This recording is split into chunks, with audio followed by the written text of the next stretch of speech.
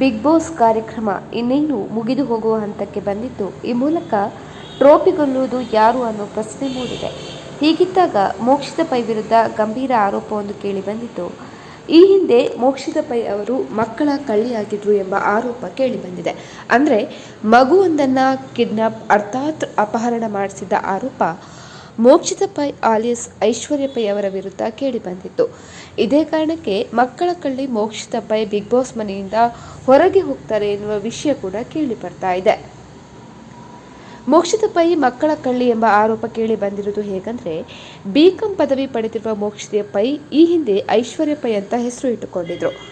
ಹೇಗಿದ್ದಾಗಲೇ 2014ರಲ್ಲಿ ದೊಡ್ಡ ಎಡವಟ್ಟು ಒಂದು ನಡೆದು ಹೋಗಿತ್ತು.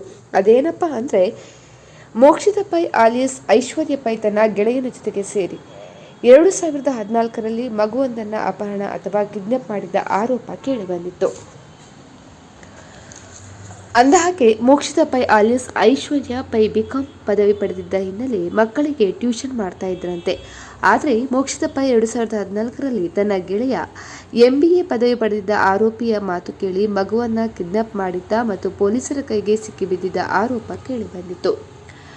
ಇದೀಗ ಈ ವಿಚಾರ ಮತ್ತೊಮ್ಮೆ ಮುನ್ನೆಲೆಗೆ ಬಂದು ಮಕ್ಕಳ ಕಳ್ಳಿ ಮೋಕ್ಷಿತಾ ಪೈ ಬಿಗ್ ಬಾಸ್ ಮನೆಯಿಂದಲೇ ಹೊರಗೆ ಹೋಗಲಿ, ಈ ಮೂಲಕ ಬಿಗ್ ಬಾಸ್ ಮನೆಯಲ್ಲಿ ಕಾರ್ಯಕ್ರಮಗೊಳ್ಳಲಿ ಎಂದು ಆಗ್ರಹಿಸ್ತಾ ಇದ್ದಾರೆ.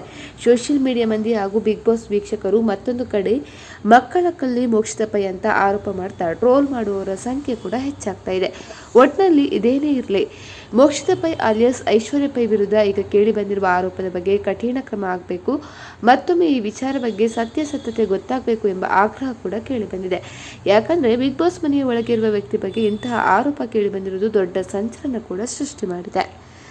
ಸ್ನೇಹಿತರೆ, ಈ ವಿಡಿಯೋ ಇಷ್ಟ ಆದಲ್ಲಿ ಟ್ರೆಂಡಿಂಗ್ ನ್ಯೂಸ್ ಲೈವ್ ಚಾನಲನ್ನು ಲೈಕ್ ಮಾಡಿ, ಶೇರ್ ಮಾಡಿ, ಸಬ್ಸ್ಕ್ರೈಬ್ ಮಾಡಿ.